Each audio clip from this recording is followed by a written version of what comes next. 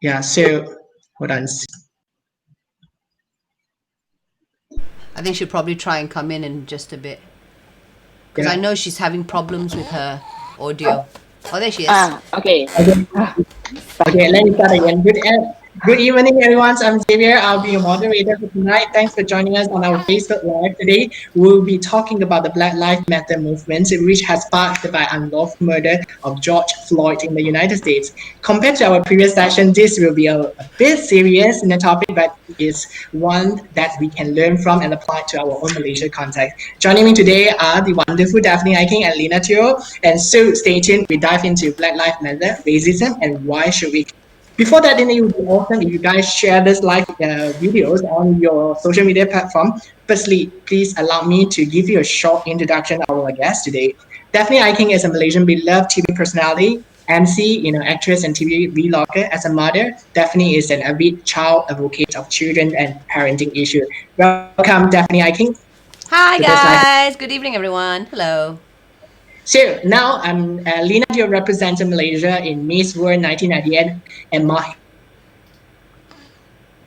here in Ireland when she placed as second runner-up. She also held the leading role in a local English sitcom Kopitiam as Susan Lau. She is currently as a documentary filmmaker who has produced, written, and directed numerous world-class documentaries for prestigious broadcasters like National Geographic. Hi, thank you, Lina, joining us today. Hi, thank you for having me.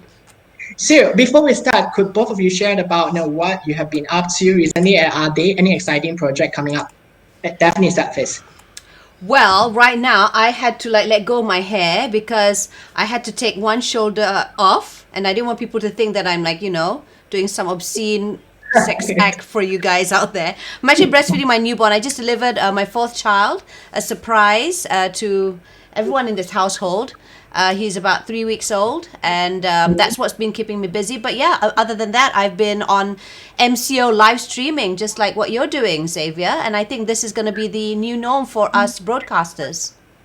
Yeah, congratulations, Daphne, on your new baby. I'm too old for this, guys. It's too late now, man. I know, it's just there. Oh well, So what about, blessings. yeah, Blessings. what about Luna? Yeah, I guess like everyone else, we've been trying to juggle this new normal that we've all been living through the last kind of few months. Mhm. Um, I'm the executive director of the Malaysian Documentary Association, so that's kind of been keeping me really busy. Also, um, prior to this whole pandemic that we've all been faced with, we also had the change of government, so that was also something that we've all been going through. Mhm. So Okay. heading an association for documentarians, getting to know the new government and lobby for, better kind of industry for the film industry and all that. So I've been quite busy doing that as well with my own projects on the side. So yeah, and I have two kids, a 4-year-old and a 7-year-old. So yes, busy moms. Yeah. So by now, I'm pretty sure that most of us have watched the video that has sparked the global BML movements. The video where George Floyd was being pinned down by the cops, so we let his death. So how do the video make you guys both feel? Probably Lina start first. Yeah. I mean, to be very honest, I only watched it last night because I was doing this. Up until this moment, I actually haven't been able to bring myself to watch it. I'm I'm really I get really emotional and very affected by things like this, any type of injustice on a massive scale. I had obviously read about it and I knew about it and I'd read all the transcripts and everything leading up to that point. But last night I actually forced myself to watch it, and I was until now I'm pretty traumatized, like the rest of the world. I think. Yeah, it kind of leaves you speechless, I guess. Mhm. Okay. Um, yeah, it impacts you on a massive level for sure. Okay. What about you, Daphne? So I guess we've been talking about this issue that I think for a while ago. A while ago. Yeah. So could you tell us about your feelings once you watch? I mean, so after you watch that's the video. Oh my god, I'm on the same boat as Lina. Actually, I just watched this today because of this interview, and also partially because it happened so near to when I delivered. So you know how they have this very stringent pantang where you're not supposed to get all emotional, and and to be honest, because I didn't have a helper, I don't have a helper. I it's just 4 kids in one household during the MCO, so it was quite crazy on my end. And to be, Lina mentioned it about the government change and everything. So I was just a little bit too malas to read what's really happening around the world, and especially on local front. But when I finally, so I've been reading the articles, I've been hearing it from my husband and stuff like that. I'm seeing snippets of it on tweets and stuff. But to actually watch the video, I said, you know, I'm going to put a hold on this because I just delivered and I'm going a bit crazy. But I watched it just now. I watched the full 8 minutes, 9 minutes, almost 9 minutes. There was one that was on YouTube, and I'm so glad I didn't watch it then when I was. Now I've got at least the confinement lady coming in, so there's a bit of ease from my end. I was so emotional just now, and my husband said, "I think you need to stop."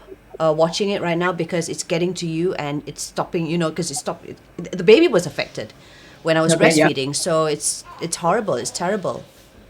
Okay. I'm really mad. Yeah. So, do you think that this the movement is relevant to us Malaysians somehow, and how and what we can learn from it? Definitely. It is, because it does show that each group has its own stories of prejudice, and there's opportunity limited by racism, and this is happening also here in Malaysia. We've got our racial issues ourselves, and I think the most current one, where I'm actually quite involved with, is the fact that we've got those undocumented migrants, okay, who are Yeah. getting so much shit. And there's this, we've got this movement going on called the Migrant Juga Manusia hashtag, and you can see such a significant I know it's nothing, it's not related per se to Black Lives Matter, but I'll get into that in just a bit.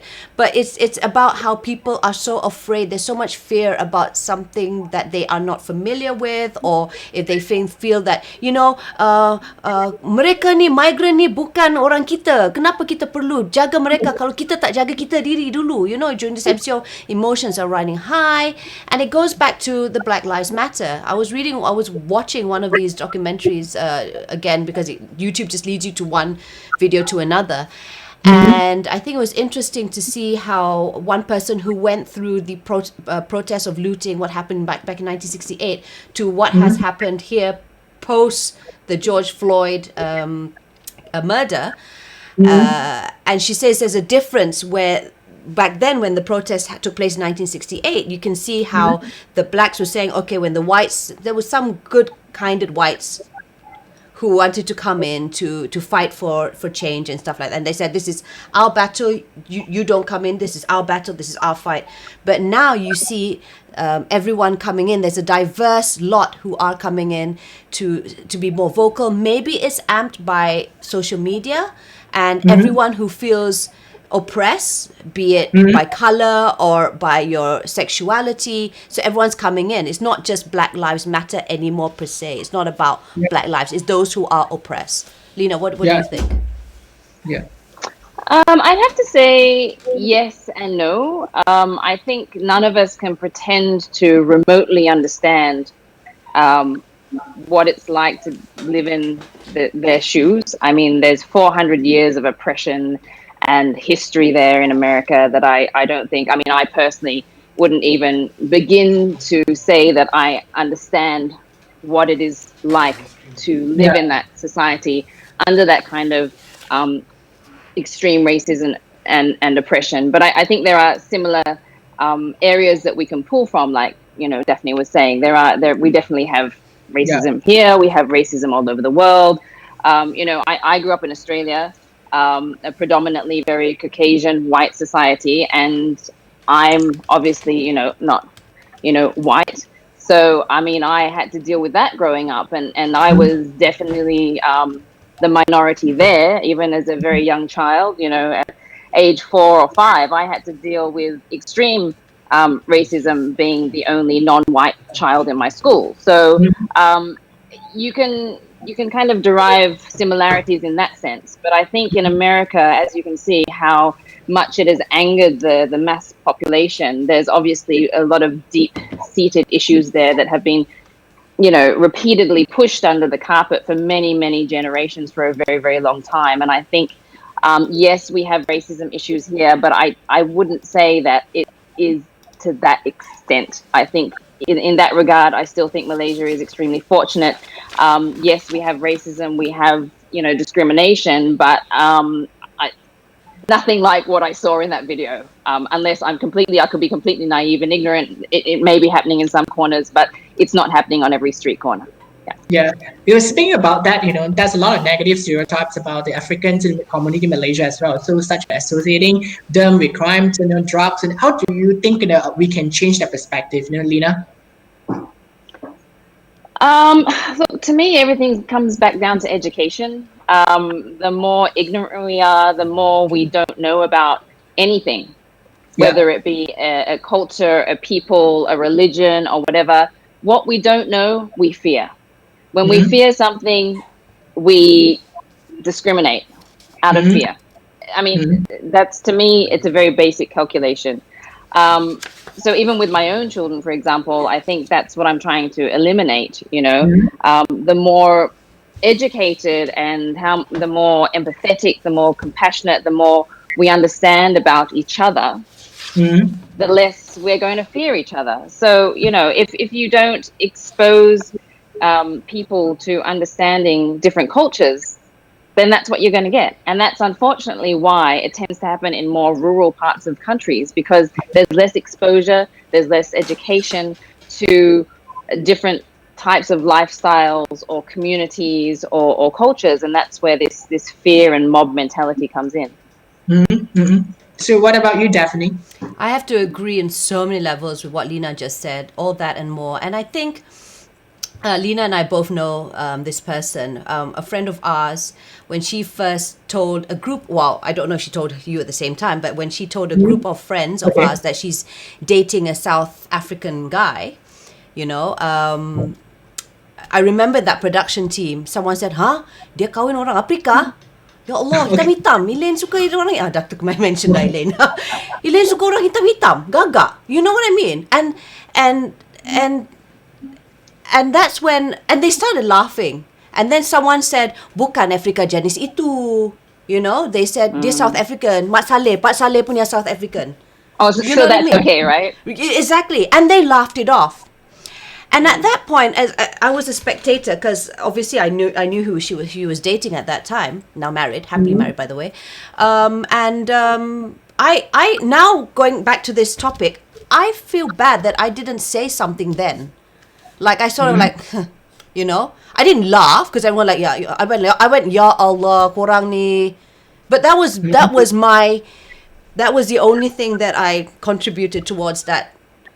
I could have said like, hey, I should have educated them a little better lah, because this was the production team, and I go, ya Allah, dia tu orang hitam gagak, and I could have spoken up, but I didn't, because I went just ya Allah and I moved on. But now that I'm looking at that George Floyd and reading all the questions and finding out a little bit more with regards to why there's so much injustice and why some people are saying certain things that may anger other people, is because there's the lack of understanding and why we are allowing this injustice to happen amongst us. And it's just not amongst the blacks, but racism and discrimination per se. We're just allowing, we just go, ya Allah, korang ni, astaghfirullahalazim, tak baik tau. And that's it. So it's education, it's back to education. I agree. Yeah. So, you guys are celebrities and influencers. Do you feel responsible in spreading the awareness and truthful information that relevant to your followers, such as Teoh? Lina? I'm a terrible social media person. Like, I'm like zero social media, man. I'm just got my kids. I'm trying to get through the day. I just really got no time for social media. Lina, you could after this, you could actually get some tips from Daphne. Oh, I know, she's awesome. She's the social media guru. Look, I I kind think you of do it through believe your films, though. You may not do it over social media, but you do it over your films, your maybe, documentaries. Your maybe. documentaries out. Yeah, and that's my passion. That's where I kind of my heart and soul into that. And I also believe, in the massive responsibility in being a parent. So I think that's kind of how you quietly change the world. You're creating these human beings that are gonna, continue, the evolution of humanity and the earth. So that's kind of where I kind of feel that I can make the most change. But of course, I mean, in today's day and age, everybody is responsible for the words that they put out, whether they're a celebrity or not. You know, you know, you have to be responsible for your words and your actions. And I think it's important that we walk the walk more than talk the talk. So I try and kind of just live my day that way. And then however that reflects on my social media, I guess I hope that's, reflected in a positive way. So Mhm. What about you, Daphne? I think I know that you are a person shared about so much about children's, about like cares, love, so on your social media. So how do you see about this issue? About what? The BLM or using our platforms? Or using your platform? I think it's very important to whatever you're doing in life, be it what you portray on social media or off, or whatever platform that you're using to amplify what your concerns are. Like Lina's in her docu. Sorry. You have to be truthful. You have to be authentic. You have to be fair, and that's very hard because your vision or your optics of what fair or justice is could be something different to somebody else. Mm-hmm. But yeah, you have to be truthful, you have to be authentic. And I think it's really important for you, if you have followers, if you know you've got the influence, no matter how big or small, you should use that for greater good. Like this MCO, when we started fiddling around with this live streaming opportunity, because we were just Mm-hmm. bored at home and we had all these cameras, gadgets, and gizmos, and we started using it. Initially, I didn't have, we didn't. We had friends coming in from the F&B and saying like, Dev, can you help us bring some promotion to our business? Now we're doing delivery. And I didn't actually know where my live streams were going to bring me to because, ya lah, main-main punya project kan, hobby. Yeah. But eventually it got a community together. What I'm getting at is it brought a community together of F&Bs who were competitors, for instance, now come together to work ways and how they can help each other. It was really a kita jaga kita movement, and it just amplified from there. So I thought no one would be watching. It would be just the 5, 6 people, the family people that I would WhatsApp and say, "Hey, you testing my live stream okay or not?" But those people shared it, and then those F&B people shared it with their friends, and that's Okay. when everyone came together. So I think you may think that no one's going to be watching, no one's reading your tweets, no one's, but there are people who are reading or watching or are interested. So you might as well use that platform to do something good while you can. Yeah. Yeah, I totally agree with you, Daphne. So speaking about this, so what do you think about the comment made by Saminda KT, the ex-MIF, Lina can go first. yeah, movement, the PR movement, was it being insensitive or she was just being informed about this issue, I mean, yeah, you have to ask me, right? What do you Yeah. think of? Don't laugh. Look, I'm sorry. Yep. There is no way that you can plead ignorance, or I mean, unless you are a complete moron. To say that was like beyond insensitive, beyond ignorant, and it was infuriating because it went completely viral to the world. I'm like, oh my god, people are reading this about our country, and that was like, I found that so offensive. Is like, why is this going around the world about somebody saying these terrible things? um I just thought it was, I have no words. It Did it was anyone? I'm just sorry, Xavier. I'm sorry. This is host mode coming in, reporter mode Yeah. coming in. Lina, did anyone actually message you, call you from other parts of the world who knows? They say like, Lina, what's happening? Your Miss Yeah. Universe is saying this. I'm just so curious. uh no, I mean, I guess I had a lot of people within Malaysia going, dude, if you want to like step up and do something. I'm like, what am I going to do? This is ridiculous. Um, yeah, a lot of people saying that it was just out of being naive, but how naive can you be? I just Yeah. thought it was insensitive and completely out of line. And I don't know Mhm. what planet she's living on, but it was offensive on so many levels and wrong on so many levels. And I'm like quite a compassionate person, I like to call myself, and quite like forgiving, but I just thought that was totally uncalled for and just total bimbo moment. That's all I can say. If you really are that incapable of like educating yourself on an issue that is affecting the whole entire world, Mhm. Okay. then just don't say anything. Yeah, Just true. don't speak. You know what I'm saying? Like you don't have to say anything. Anyway, I don't want to. Just move on. I remember when Joe asked me, said, "Do you know who this Samantha woman is?" She says, "Miss Universe," and I'm like, "Samantha who?" And again, like I said, I've been like a bit woohoo because of the whole confinement period. I'm still in my confinement period, and then I've googled it up and then found out what she said. And then again, I'm very compassionate, so I said, "Kita bersangka baik," maybe taken out of Mm. context. And then I read some other posting from Xavier, who is another Malaysian artist who. Tried to tell, because I think she was going towards that I identify myself as a, so she believes in this, which I don't understand. So I have to be fair to her because I don't understand that world that she lives in where they identify Mm. themselves. I don't understand that part. Okay, so I won't get into that. But ZIV seems to understand that world that she lives in, that light world or whatever it is. So that's why Basang, Enlightenment, I think. Yeah. in like, yeah, some, like, I don't Yeah. know, because Ziavi mentioned it. He said, she said kindly about, or is it Zia? I can't remember who the other one was. I think it was Alicia. I mean, I can't remember, but I was reading some reports, and then I said, okay, maybe because she really identifies herself as like that. And then someone said, okay, dia dah minta maaf dah. Dia dah minta maaf. And I went, see, Alhamdulillah, syukur, she has Mm. apologized. And then I read the apology, and I'm like, It's wait a not an minute, apology.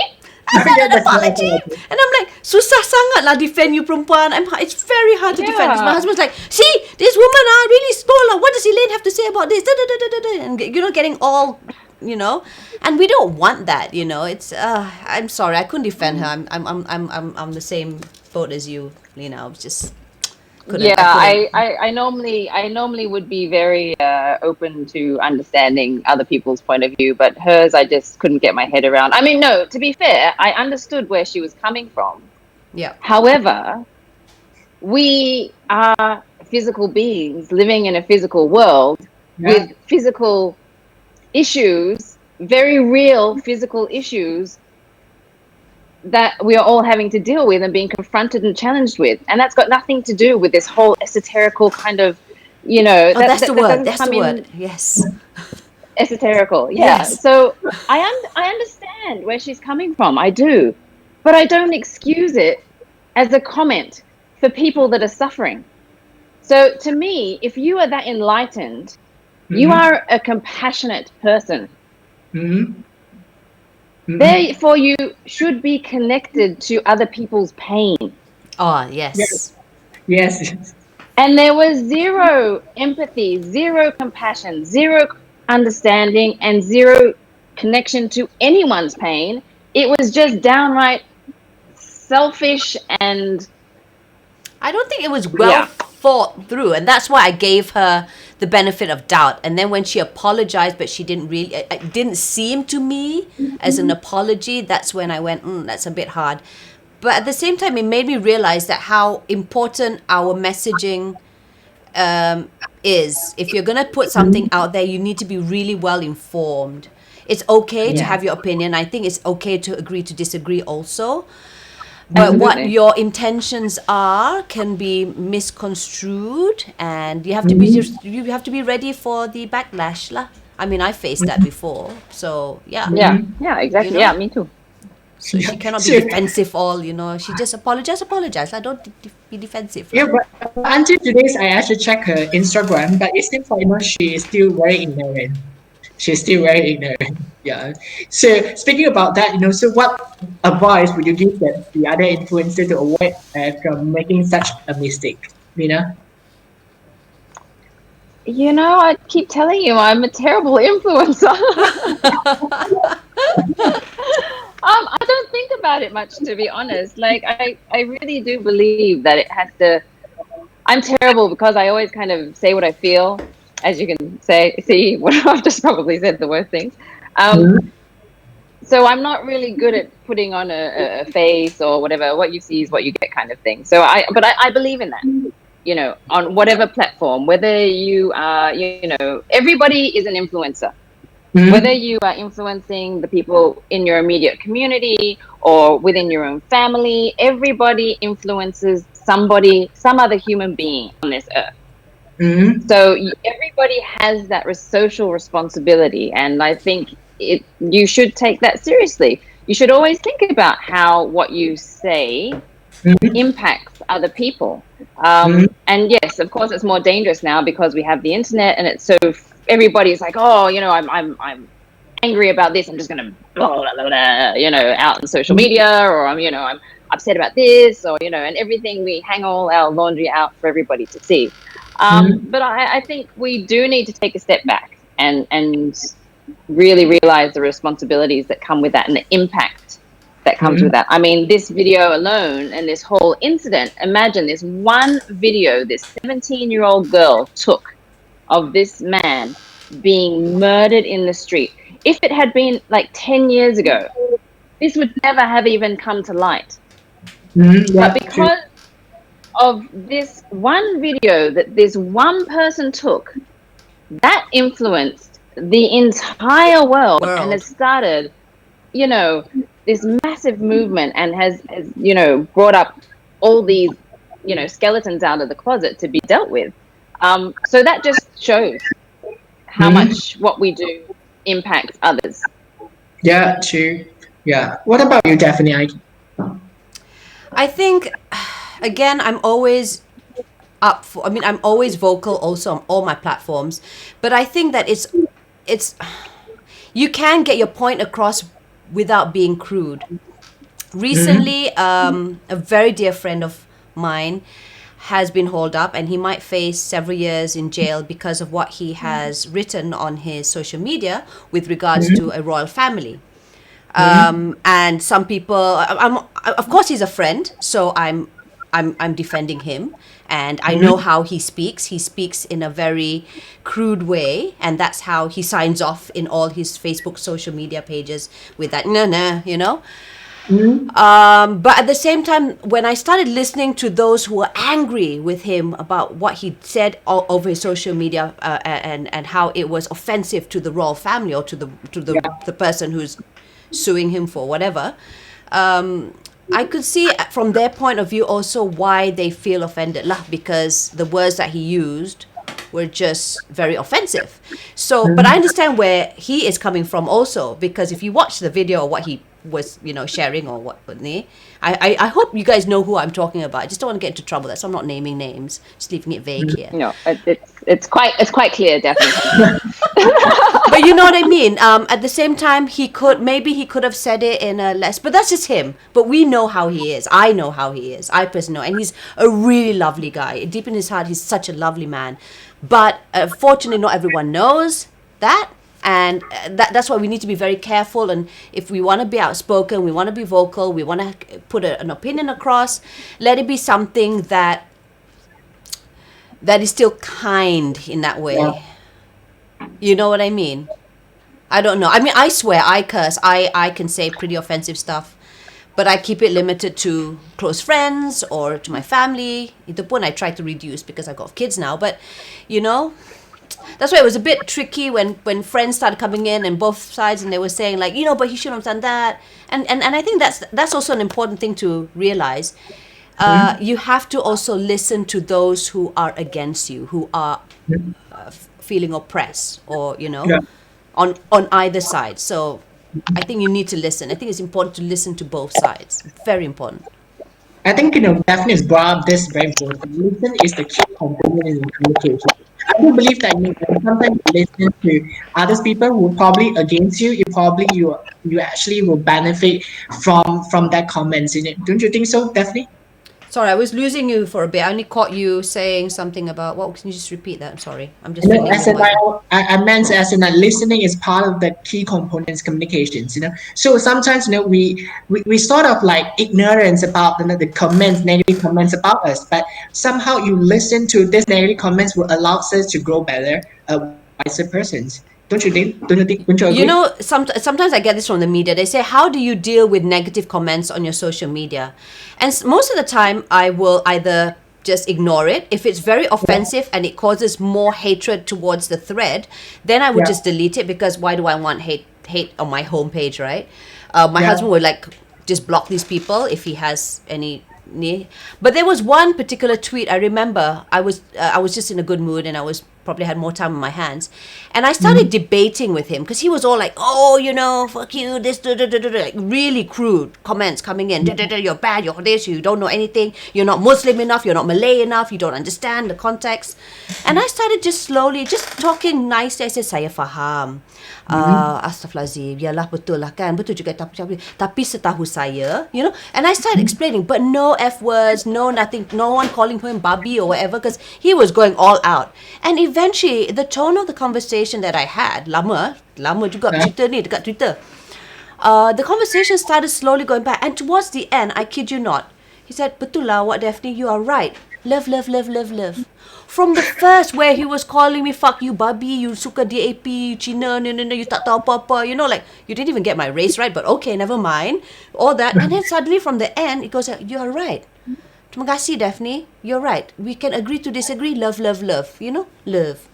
So sometimes it's just about, of course, I had time that one, but sometimes it's just about how you re-educate and the tone that you use. It's about being compassionate and patient in that sense. But you can't do that with everyone. And some people are gonna be just very degil, and they're gonna no, my thoughts are like this. Fortunately, I had that, and that was like I told my husband, I was like, "Now, see, I can change this person, you see, by nice words." Because he's like, "Fuck off lah, that one can just delete, just block." But I'm like, "No, with kindness and love. Kindness and love." I'm so sorry. I've got my niece also watching this, and I'm using all these horrible words because my kids are all sleeping now. But yes, you get the message, right? Yeah. Yeah, I think Lina just like sign I think off. because I think because I was so crude. Because Dina's also So, proper. so while waiting for Lena, so we talk about the communication. I guess that sometimes the communication is the key how to lead for a peaceful or hatred in the communication. Don't you think that because sometimes people it's just like the words that the choice of word they use in the Absolutely. sentence and Absolutely. just because of that words, right, it just leads to racism or the like just now you mentioned, oh, you're not Melayu enough, Ah. all these things, because you simply because you don't really put Lena is on. Yeah. I think it's also about I'm ignorance. back. Hi, Lina, you're back. I think it's also, we're still talking about how communication is key. I think it's also about ignorance. I know we're going to dive into this later on towards the show, but like people will say, "Dev, kamu celebrate Kamatan kan? Best lah Sarawak." And I'm like, I'm from Sabah, but yeah, you got that right. Or people will say, "Sekarang you dah Muslim, tapi kenapa you tak pakai baju kurung?" And I said, "Well, I'm actually Kadazan. I'm Muslim, but I'm Kadazan. I'm not Malay." So they identify certain things with certain, Mhm. it's a category. They stereotype certain. So it's Mhm. again about education. It's just like I wouldn't know. I wouldn't be very familiar with how the Kelantanese and Terengganu foods are, because to me they're quite similar in that sense. So I guess it's just Mhm. like how some people would mistake me for being Sarawakian when I'm actually Sabahan, and it's just about education. It goes back to what Lina was saying. It's all about education, and unfortunately, most of these people who are prone to get like kena like lalang sikit, or a bit like they don't easily swayed. Sorry, that would be the more appropriate word. Mhm. Easily swayed would be those from the rural areas, because they are not exposed and they don't have access to the internet like us, or they just get all these fake news from WhatsApp group, and then oh betul ni betul. Yeah, true. So last week, MasterChef Australia contestant, Sarah Teoh called out the radio DJ for apparent racism just because he degraded her in the campaign. 你好吗? So do you think it was indeed a form of casual racism, or did she overreact it? Definitely. I didn't know about this until this question came up. and I had to Google it. And I was reading her. I think it was an IG story, right, from Sarah. And I didn't get it because I thought, okay, what? You're okay, what?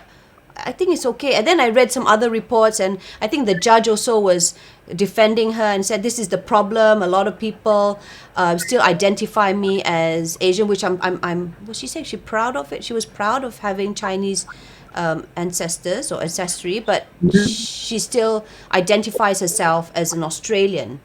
So why would so she was basically defending Sarah. The judge of that particular show, MasterChef, was also defending Sarah's post on why she felt it was offensive, because people like me said, okay, well, I don't think it's so offensive to say, ni hao ma, and all, So maybe, but it got me thinking, because when I started reading more about the articles, that's when I realized, hey, maybe I do have a problem, because maybe there is some what's there's a word for it, a deeply rooted racial toxicity that is happening, and I'm helping, or I'm allowing that. It's just like how I've allowed, when that whole Elaine and my production team saying gaga gaga, and I just sort of korang ni. I didn't do anything about it. So maybe I'm pinning that down to how when I saw that tweet of Sarah, and I said, okay, tak offensive pun, maybe I'm contributing to this lingering problem, because I'm allowing it to happen, maybe because I think it's okay, or it's embedded in me to know that it's okay. It's not offensive enough to me. If I see someone getting pinned down on the neck for 8 minutes plus, that's offensive to me, but I don't want that to happen, right? So this got me thinking. Your question was actually good. It made me really think about, what some people find offensive and what people seem what it's not. Lina, what do you think? Because I was a bit like, about that. Yeah, it was a tough one for me, because I was born and brought up in Australia as well. Right. Chinese Malaysian father and Dutch mother. I actually have very little connection to the typical white Australian, as they would say, I guess. So I grew up in that country, being that kind of their version of an orang lain, right? Yeah. But it was very much less acceptable, I guess, during those days. It's a lot more multicultural now. It's a tough one. I don't know whether I find it offensive or not, because I'm really proud of my Asian heritage. I'm very connected to my Asian heritage.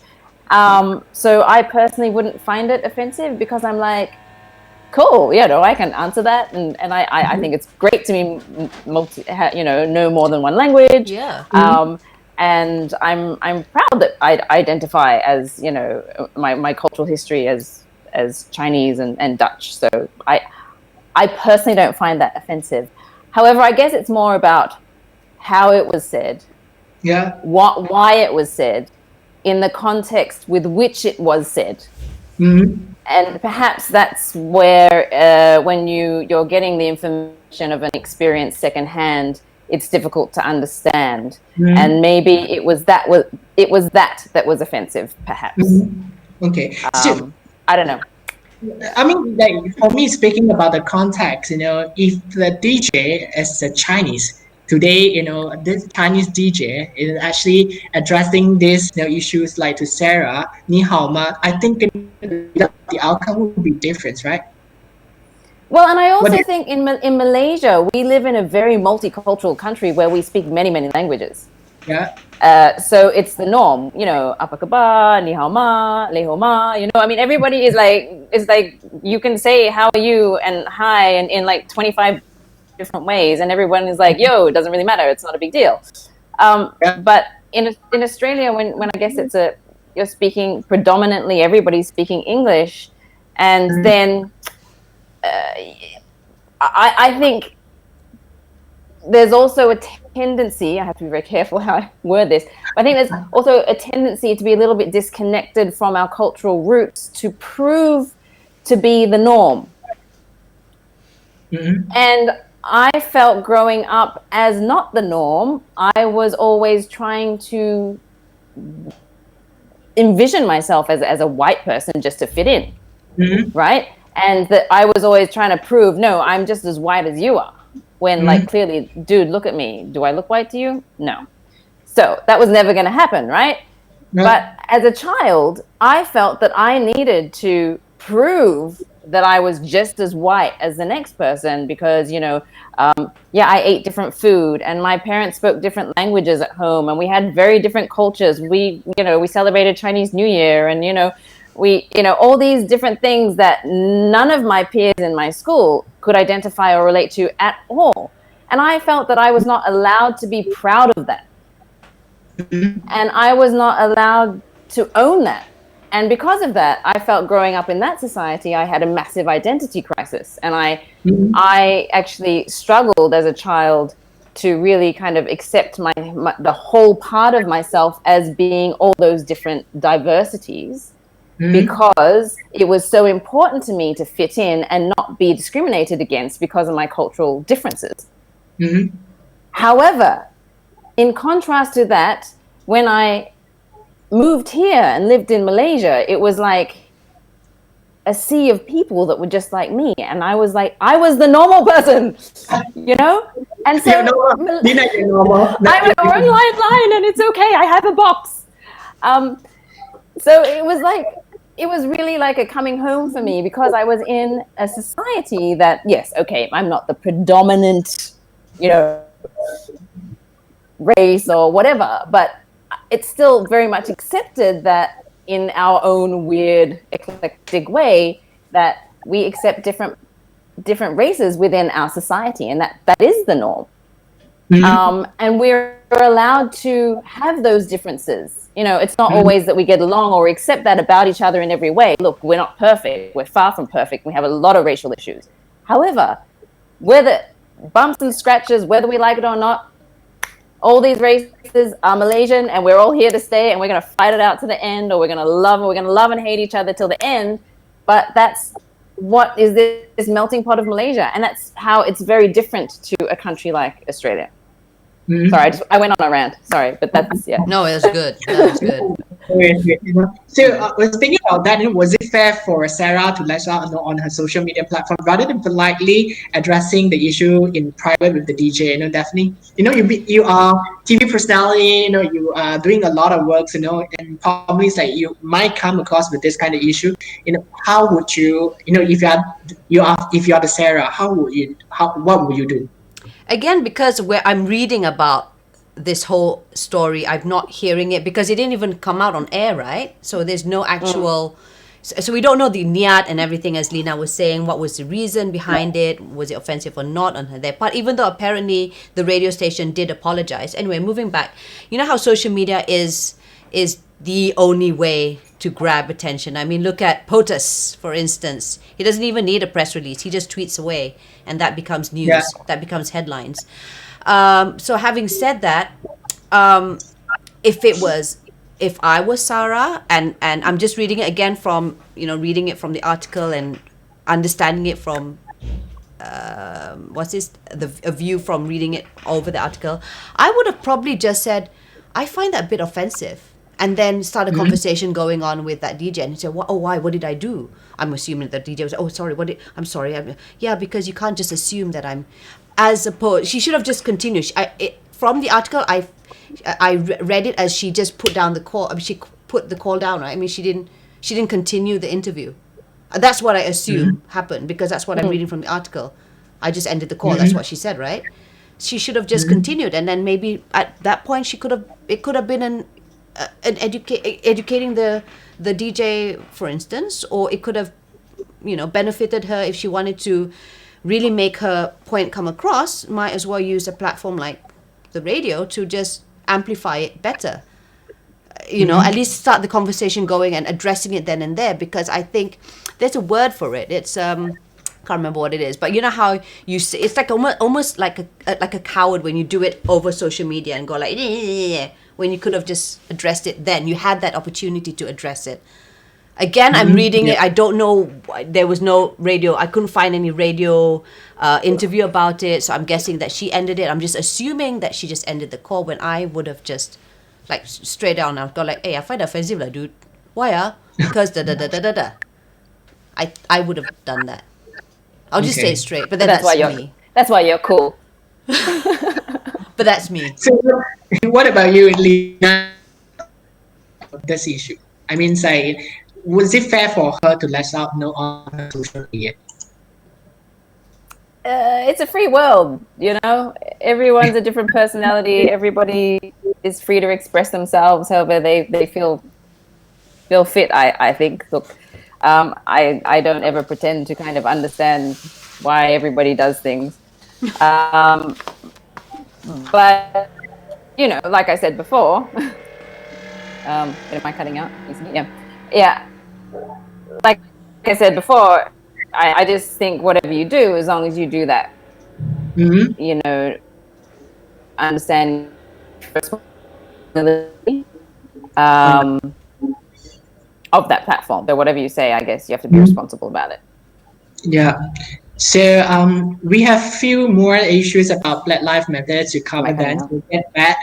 Now we go for a short break. So stay tuned as we'll back Wow, got for short more break all. exciting, for more exciting insights. Yeah. See you in a bit.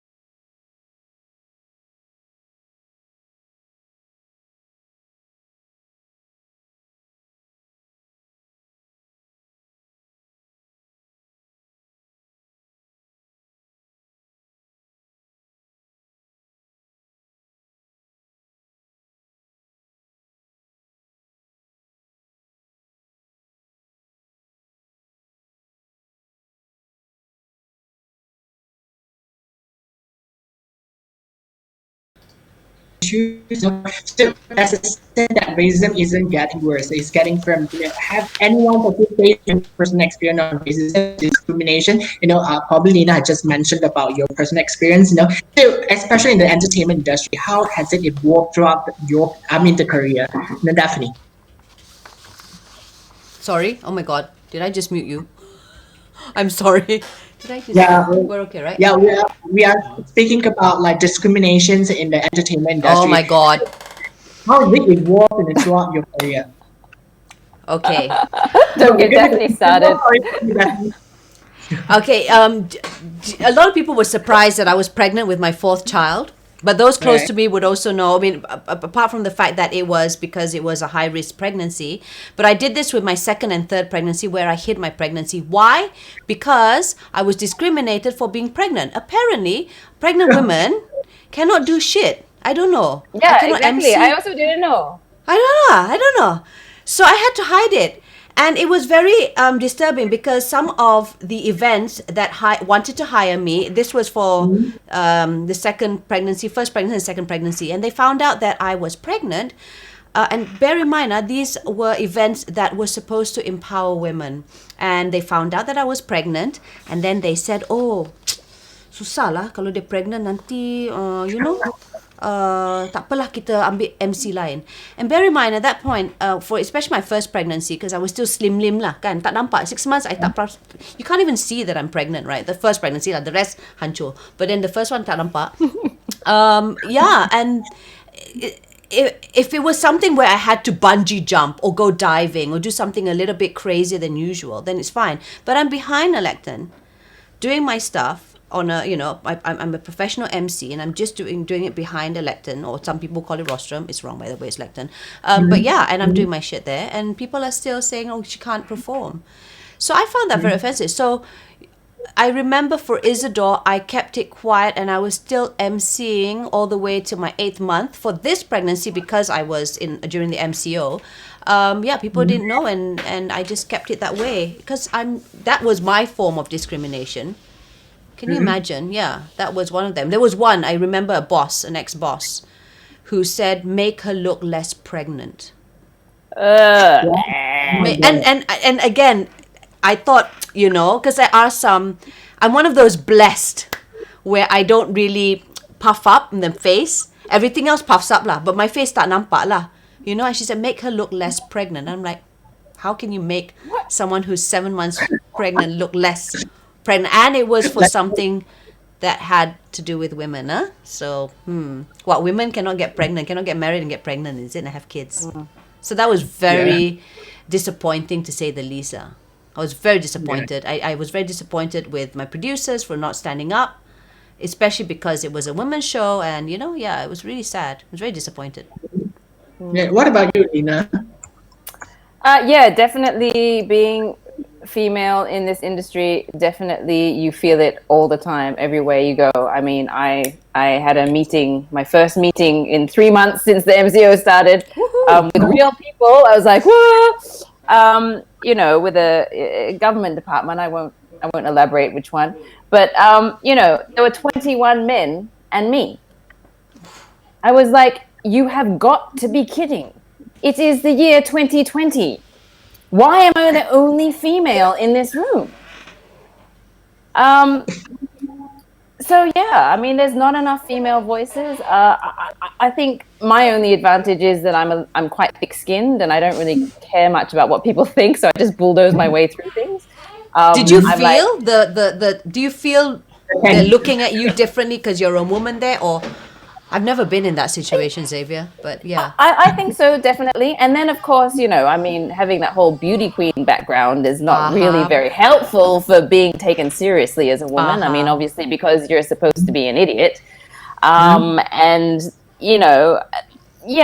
and you're constantly aware of the fact that you are a female. I don't know whether that's just this industry or it's part of, the Asian culture as well. I think there's a certain degree of that. But yes, I think you have your guard up a little bit, and there's always that sexual discrimination, and then what did he exactly mean by that when he said that to me? And there's all these kind of, read between the lines, kind of like, yeah, the way people look at you, the way men talk to you, it's definitely not the same way that they speak to men. Yeah. So you have to work harder to be taken seriously as a woman, for sure. And then, of course, you're fierce and, and do you have to be more fiercer or more bossier? Do you have to... I hate this. Do you have to man up? Do you have to be a man? You know what I mean? I'm curious. Okay, so Daphne, you know me quite well. I don't know if I can be any bossier or any more fierce. Unfortunately, it's part of my nature. That's true. I definitely do not. I'm quite conscious about it. So I'm like, okay, this is me. I'm definitely a female in this environment. I know I'm making you feel uncomfortable because I'm female. I'm a strong woman. I'm not afraid of you. And I will say whatever the hell I want to, and that makes you feel uncomfortable, but I'm sorry about that. I can't do anything about it. So that's kind of how I am as a person, but I think not everybody has that kind of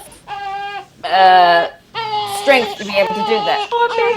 I'm sorry, I'm just gonna hush him up and put my booby on him. Here, wrong hole.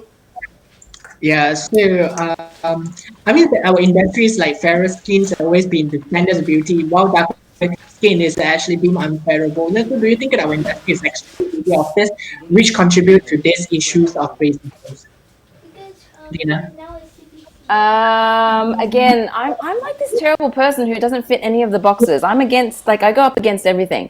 When I was modeling and, in more in front of the camera, which I'm not so much now, but it was always like, you have to be fairer. But then I came from a country where everybody goes and pays Sunbathing. hundreds of dollars to go tan themselves and Yeah. like being brown. Like if they want to go in the sun and then they go to tanning salons and stuff. And then I moved to a country where everybody's wearing whitening cream and staying out of the sun and wearing like gloves and stuff. And I'm like, what is going on? This is such a weird world.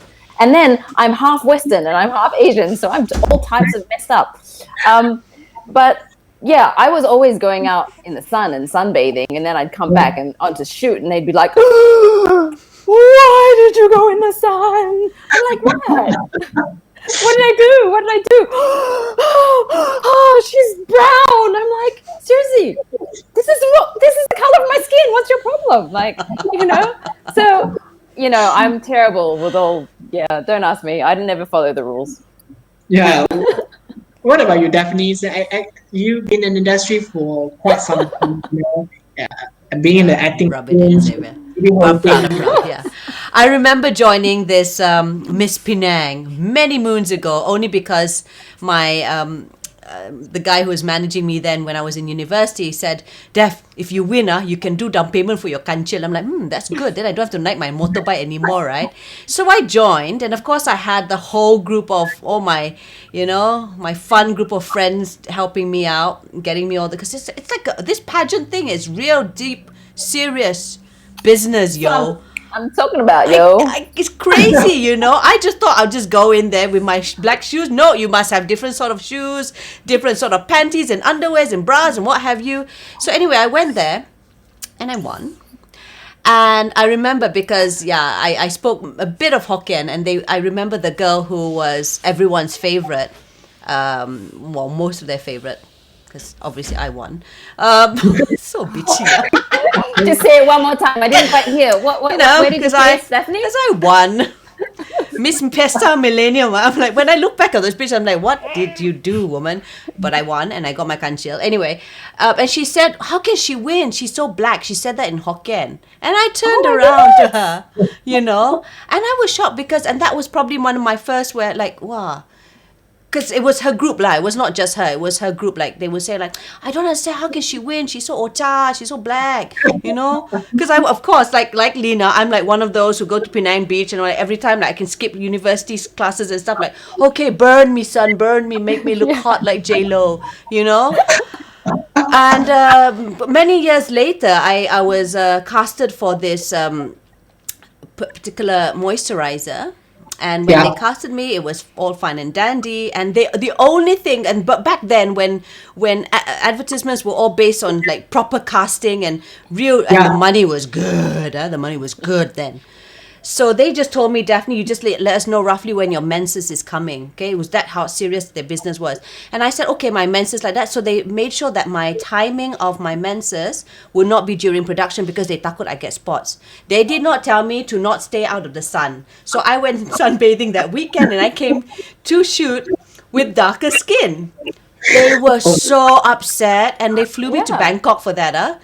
So I stayed on for a week to lighten up a bit, and they put on so many masks and what have you. It was serious because I could remember they were all speaking in Thai, and I looked so angry at my Malaysian agent at that time. So it is. It's a big, big deal because they were saying like, you see, it's so hard now to make you white. No, hard to make you white. Why do you? I said, you just told me to tell you more about my menses period, my cycle, and no one told me to stay off from going to the beach. But that was many years ago, and it's still happening now, guys. It's still happening now. My makeup artist was saying, I said, jangan putih sangat boleh tak? You put on a bit darker because I like it darker, or just like one tinge fairer because then it would oxidate whatever, and then it become gelap sikit lah kan. She said, tapi Dev, you tahu tak, bila I letak you gelap sikit kan, my likes tak banyak tau. Bila you putih sikit macam hari tu I letak putih sikit, banyak I punya like. You see? Still happens now, like that. Bring out your own light. That's horrible experience. Definitely. No, it's good. Yeah, we were fed to the many like racist, stereotypes kids in Malaysia, such as being kidnapped by Indians. I'm not sure whether you guys have experienced that. Like Malaysians are lazy, the Chinese stingy. So looking back as a parent now, do you guys think that family upbringing plays a huge role in cultivating a racist environment? And Absolutely. you know, 100%. I mean, everything comes from how you are cultivated and educated from the minute you come out of the womb. mm-hmm, It's from your upbringing, your environment, your parents' belief systems, the community's belief systems with which you are nurtured in. I watch that in my children so much mm-hmm, that they are just complete empty vessels and they only become mm-hmm, everything that you feed into them. mm-hmm, And one of I have a massive pet peeve about racism, to the mm-hmm, extent that when I go to fill out forms and they want you to fill in what race you are, I refuse to fill it out because I refuse to be put in a box, and I refuse to teach my children to belong to anything. I mean, first of all, you know, my father was Malaysian Chinese. My mother's Dutch. My husband is mixed Eurasian Chinese Dutch French. Whew. So my children are have the cultural background of at least 8 different backgrounds. So first of all, it takes too long to explain, and second of all, it shouldn't really matter.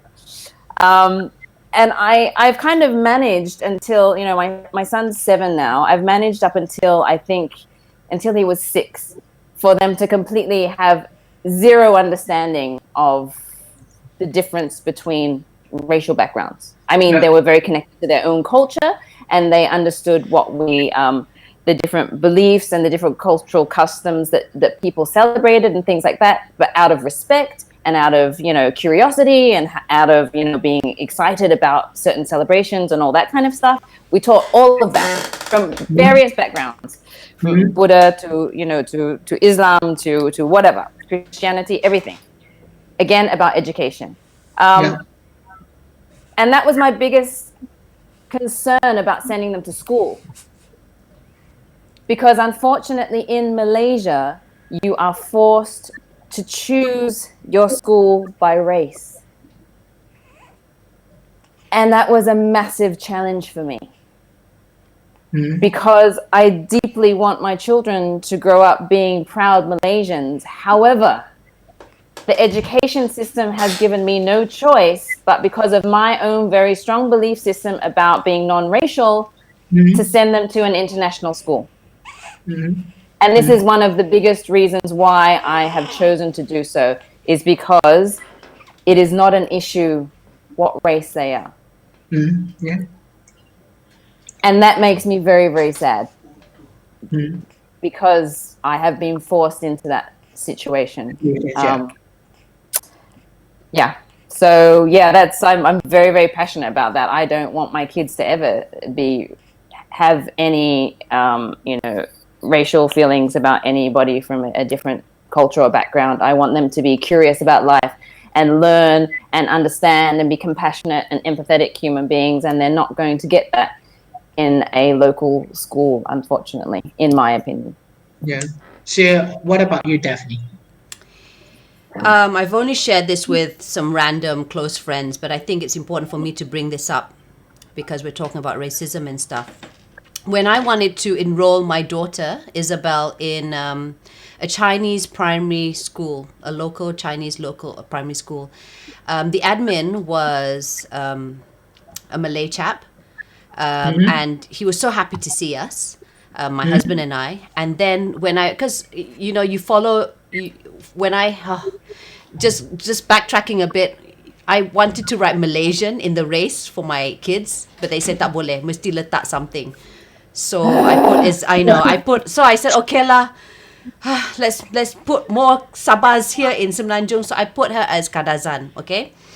So going back to that, going to enroll her in a Chinese school because I want her to speak different, multi-language lah. So I think I can teach her Kadazan, English, BM, but mm-hmm, Chinese a bit fail. So let her go to a Chinese school. When there, the Malay admin would say, "Oh, nampak Melayu, yahoo!" And I'm like, okay, yeah, okay. Again, I did that, you know. And then he writes there, he said, oh, ni bapa ya? Ni bapa dia, Azmi Abdul Rahman. Okay, write down Azmi Abdul Rahman. So puts down mother's name, Daphne and King. And then after that he says, kenapa letak race Kadazan ya? And I said, because saya ikut dia punya birth cert. And he said, Tapi dia bukan ni lah, letak je Melayu, ikut bapak dia lah. Kita letak Melayu kan. I said, follow the birth cert. You know, because at that point I didn't, but I should have just like, you know, just because he was like, tak apalah, whatever lah. And I said, kenapa ya? Kenapa nak letak Melayu? He said like, kan Bumi Putra. And I said, Kadazan pun Bumi Putra, which is another issue altogether. Yeah, tapi status Kadazan Bumi Putra tak sehebat macam Melayu punya Bumi Putra. Lagi elok you letak Melayu punya Bumi Putra. Wow, my face just changed. My husband knows me so well. So he just said, okay, tak apa. Nanti kita balik kita lupa ambil barang dekat kereta. So he just drove me out, and I said, I'm not enrolling her in this. You know, I'm not enrolling. It was just one person. Unfortunately, you know, it could be just one rotten apple in that whole basket. But it was enough for me to say, no, I'm not sending her to the school. I don't care where or how much I have to pay to get into another school. Even if it has to be private, I'll do it. Thinking I'll only have one kid lah. Keluar 4, but never mind. That one later belakang kira. But yeah, it was because of that. Where there was that Melayu lagi supreme tau. Lagi Bumi Putra lagi elok. And I'm like, but I'm Bumi Putra. What's wrong with my Bumi? Well, I'm like second hand. So apparently not as good lah. Not as good. So that was shocking to me. So that was my first hand recent, you know, discrimination. Like, wow, Bumi Putra also got level one Wow, like that one But I mean, it was just the very fact that it's like, oh, do we send them to a Chinese school, or do we send them to Sekolah Kebangsaan, or do we send them to you know, Tamil speaking school? I mean, I know it's based on also, you know, languages. However, I just wish there was one that could bring everyone together, and there's not. And until there is that type of school system, I'm not going to send my kids there, because, you know, my kids already coming home to me and saying, and so then I sent my son to this international school thinking I could avoid that, right? Yeah. However, it's, you know, a lot of the children there are predominantly Chinese in this international school. And he comes home one day after, you know, I've avoided this for 7 years, however, right? He never identified with any race. And he says, Mama, you know, someone told me I'm Chinese. Am I Chinese? Okay. And I'm like, crap. Well, now I have to have this conversation, and now, you know, it's kind of burst the bubble. I mean, I know I'm being a little bit naive to think that I can live in this ideal world where this doesn't exist, and I have to open him up and educate him at some point. But it was just like, it was annoying, you know? It's like some other kid who was obviously, and this is where we talk about our backgrounds and how important it is how we bring our children up. Because obviously, I'm not judging this person, but that child had been brought up in a family where they had been taught that they are Chinese, you know, and this means a certain thing. And they felt that it was important enough to them to educate my child about what race they are. And that's how it perpetuates. Right? And if you don't stop it, it will just go on for generations and generations. Yeah, I mean, speaking about like racism, you know, racism is very sensitive topic in Malaysia. So, you know, even we talk about this, we discuss about these topics, right? I was like pretty confident. Oh my God, if we're gonna say something wrong, you know, we're gonna suhaka, man. So, do you think, you know, it should be talked more about that? You know, so how can we encourage healthy and open conversations about this? Definitely. Since racism is a sensitive issue, but of course we want to encourage, you know, people to talk this openly and more healthy conversations. But how should we, or how could we do that? From top level, I think we need to stop having race-based political parties. That's on the top level, because it's already starting from there. You've got the Malays, the Chinese, the Indians, you know, and then we've got even in Sabah alone, they've got like, you know, it's just terrible. Why can't we just come together? And it's hard, because at the end of the day, everyone wants someone to represent them, to voice out their concerns, or their, you know, it's not a. So I won't go in there. So it's not a collective effort. It's not a collective thing. It's everyone has their own needs. Everyone has their own objectives. Everyone has their own agenda, and it's frustrating, because it's very saya more important. Saya. You know, you see that during the budget. It's all about me. So I think it has to start from home again, because I remember, and sometimes it's just really about ignorance. I remember my dad telling us, again, because in Sabah, when we grew up, jarang ba ada orang India. You know, it was so hard to find an Indian person in Sabah. I mean, in the kampung that we lived in. So anytime we saw Punjabi or Indian or anyone that was darker skin and spoke differently from us, Chup Bengali. We go down. You know, it's a game. Chup Bengali, and then like you're next. And it was a fun thing to do because you spot an Indian man and you go like Chup Bengali, and it's not even right. He's not even Bengali. But we grew up doing that, right? And or my grandmother said, "Tokoy kau, jaga kamu nanti orang India pergi Chup Bengali kau." You know, it was something that was just, you know. And then again, it was my father. My father who would say, Tuna to Kaling, because he had like good friends. He had like Indian doctor friends, and he would joke with his doctor friends and go like, Tuna si Kaling, Tuna tu si Kaling, Kaling, Kaling, you know. And my sister, when she married her Indian boyfriend then, now husband, she said, Dad, kalau kau datang sini Semenanjung, you don't say Keling, because it's very offensive, you know. And he said, Ay, kenapa pula? Saya punya kawan-kawan sana se India, okay saja tu. And then she said, do you know what that means, Dad? We had to educate my dad, because my dad's not racist or whatever. It's just that he really, really thought that because his Indian friends in Sabah went to tell him that Keling means because when they go to the estate, they wore anklets that had the sound of cling, cling, cling, like bells that they wore on the anklets. And that's the reason why they are called, that's why they're referred to as clings. You know, my father really believed that, but my sister had to re-explain, re-educate him, saying, Dad, no, it means this, da da da da da da da da, and you know that this, da da da da, and he felt, oh my God, all these years I've been, you know, saying all this like really offensive stuff. Luckily, only in Sabah, within his community of friends who went to tell him that stupid joke anyway, thinking that it was funny, not educating him at all, my dad. So things like that, like it's all about educating, and it starts from home. And yeah, we've got a very multicultural family, and we love each other, and we celebrate all sorts of celebrations, and I think it just has to start from home.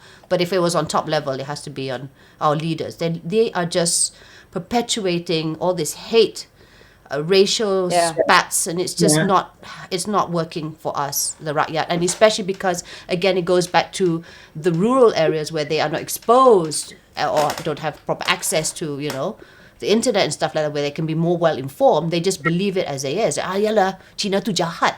Yalah, orang Melayu tu jahat. India tu jahat. Everything jahat, you know. Yeah. So what about you, Lina? Well, I think from a political standpoint, I agree with what Daphne's saying. It's you have a leadership that needs to, you know, lead by example. And instead of having this whole divide and conquer mentality, which is basically keep the masses uneducated so we can control them. And that definitely has to stop. For me, the education system has to be completely changed. Because if we don't change the way our children see it, then as a society, we're never going to change. You know, there's only so much we can change the mindset of our generation or our parents' generation. You know, we're already, I mean, in the urban areas, yes, we're probably a little bit more liberal. We're a little bit more open to more ideas. But it does need to reach the rural masses for it to really change. And the only way that you're going to do that is if you get down to the grassroots and change the mentality on the ground. And you're only going to be able to do that through the education system, because that is what reaches the masses on a national level, to all races. So stop creating race-based schools. Just stop it. Just make one school. Learn all the languages in the school, learn all the religions in the school, you know, big deal. The more we learn, the greater we are as people, the more compassionate we are as people. Imagine if we had one school system where we offered all the languages. 4 languages. We all learned 4 languages. They do that in Europe. We learned about all the religions.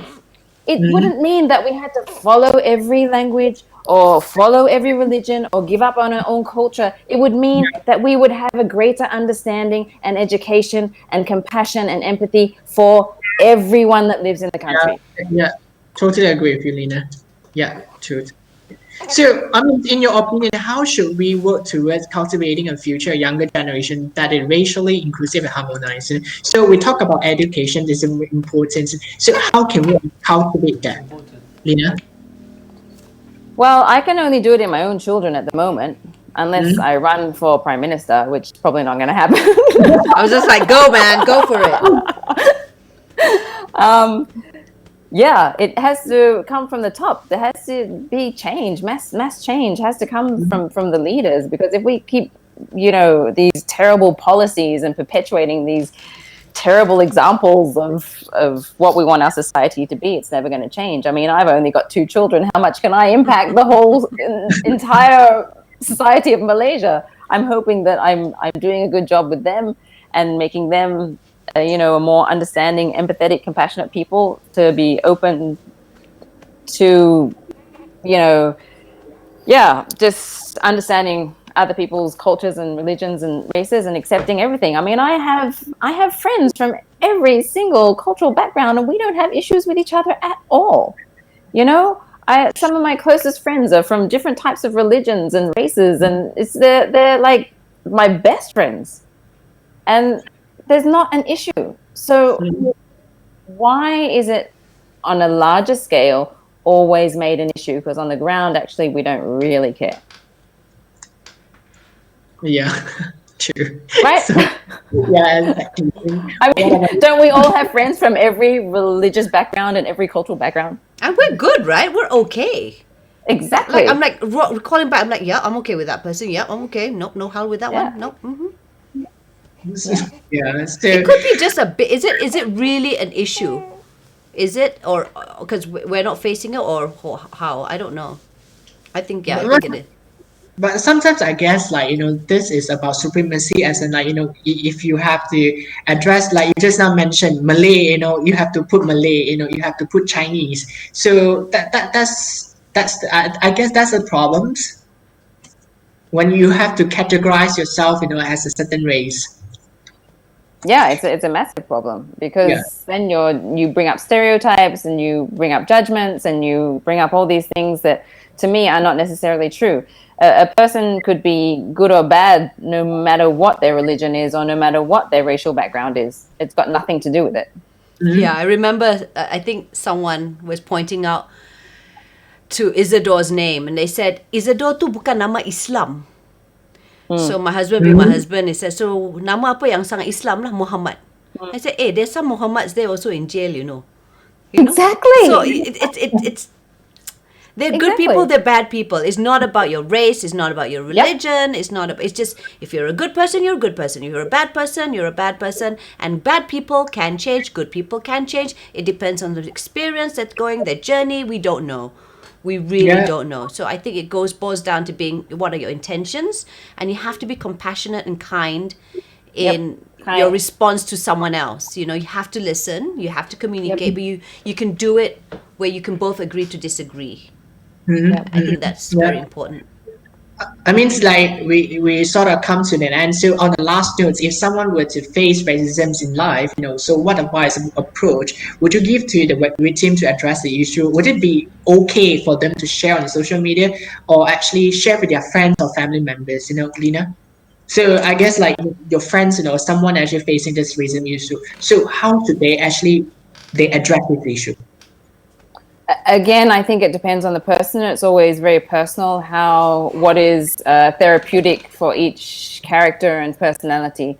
Some people are more vocal and outgoing and feel that they can only feel kind of validated and heard on a much larger scale. Some people are much more insular or introverted, and they can only really speak on a one-on-one basis to a therapist or to a best friend or a family member.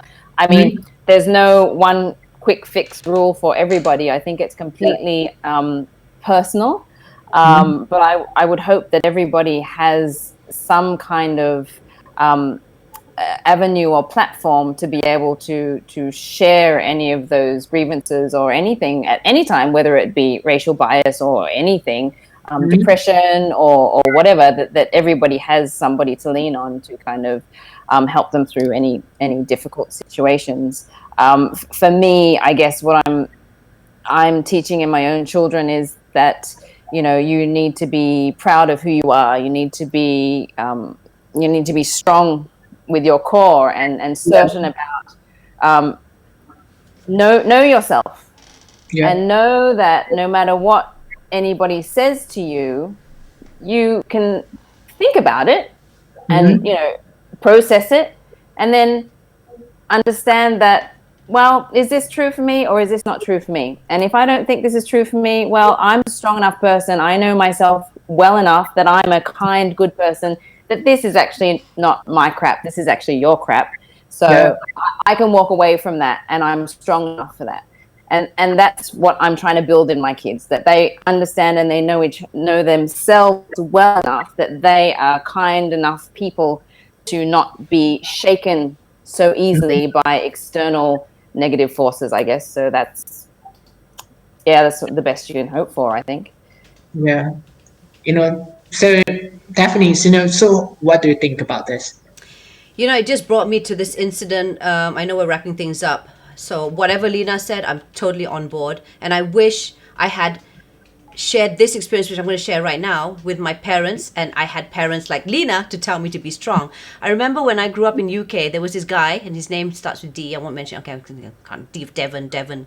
Yes, that guy Yeah. Devon. He used to bully the hell out of me, and he used to say stuff like, "You've got a funny nose. Your nose looks like it's been flattened by a steamroller." And he used to be really mean to me. And that's sort of, you yellow chinks, you're not supposed to be here. You bring us Yeah. lice. And again, wrong race, but never mind. All Asians are all Chinese, lah. Oh yeah, I got that in Australia Yeah, too. It's we're ridiculous. just Chinese. Asians are Chinese, full stop. And I should have just brought it up to my mom or my father that I was being bullied constantly in school. And Mm-hmm. having said that, I think now it goes back to about me with my kids, and I want them to be able to express themselves safely to us and to be able to communicate issues like this to us first if Yeah. this was to happen to them or their friends. Because Mm-hmm. bullying right now in schools are happening, and it's just, especially in private schools, Yeah. they just, Mm-hmm. because the divide, Yeah. the need is quite, Yep. So yeah, that just brought Yeah. me back to going back to my kids again, and there's a communication where they need to be safe to tell. I mean, they have to be. A I safe have to make place. it's a safe place for them to tell me anything and everything, because it's just a horrible world out there. It is. I don't want to taint that for them, but it is. It is. It's just. It can be quite brutal. So thanks, Lena. That was quite nice. But I guess like older parents, they actually say when you actually express your thoughts with them, right? They would just tell you, don't complain. Please don't complain to us. So deal with it. So I guess like this is how we brought up, me and being brought up. So yeah, anything say please don't. Just deal with it. So I'm not sure whether definitely you deal with this issue. To just deal with it. I I mean, say you deal with this when you were young. Yeah, of course. Like I said, like I was bullied. I was called poodle face. I was called when I wore braces and with that horrible headgear. Oh, macam-macam lah. But yeah, I dealt with it, and I think because my parents were so busy, Yeah. and my mom was very resilient, was very strong. So that was a good thing, but it also me seem like I need to be strong also. I want to Yeah. tell my kids that being vulnerable is also a strength. Yeah. Yeah. And I think that's very important. So at least Yeah. they know that they can come to us again about being safe and telling us about their problems. Oh my Yeah. God. I've got a niece who just had a period at the age of 10, Yeah. So so Oh all my these things, God. I know. So it's really, really scary because again, sorry, sidetracking. I know we're going to wrap it up, but just very quickly, I've got one case of a 9-year-old who is mm, pregnant, and we thought that she was victimized. Either she was raped or something because she's pregnant, No, suka sama suka. So it's yeah. it's it's getting a little bit more. Kids are more advanced nowadays. So yeah, we really have to learn to communicate better with our Okay, kids. that just scared me, man. That's a different topic altogether. But yeah, you should bring that up. It's about how Yeah. young kids are, yeah, learning about sex and their bodies. Yeah, I mean, I think it's that, and anything comes down to communication as well, keeping that. And I guess parents, we need to make sure, like Daphne was saying, that it's a safe place for our kids to come back to. Yeah. Yeah. So again, thank you so much, Daphne Thank you, and Lina, guys. for time, special times with us, sharing your thoughts. Thank you so much, and hope to see you guys, for catch up for coffee soon. Thank you so Yes. much, and have a pleasant evening. Yeah, yeah, Good night, bye. everyone. Good to see Thank both of you. you. Bye. Mwah.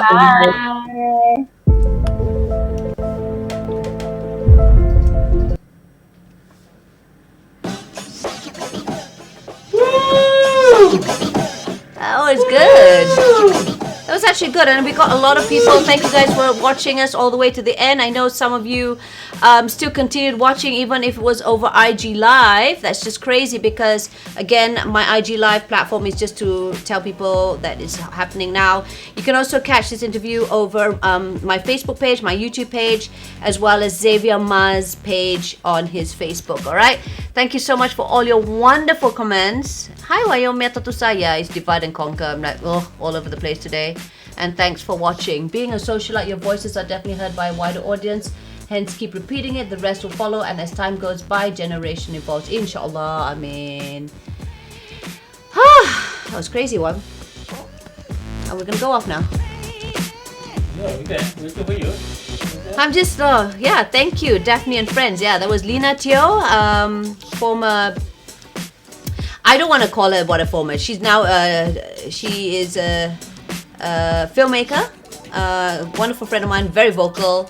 And that was also Xavier, who is a PR consultant, and he owns his own brand of shoes, if I'm not mistaken. Yeah, but thank you so much for having this it. is not our live stream.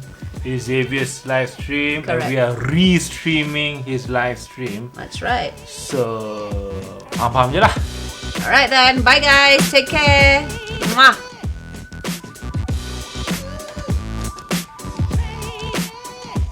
Mm-hmm.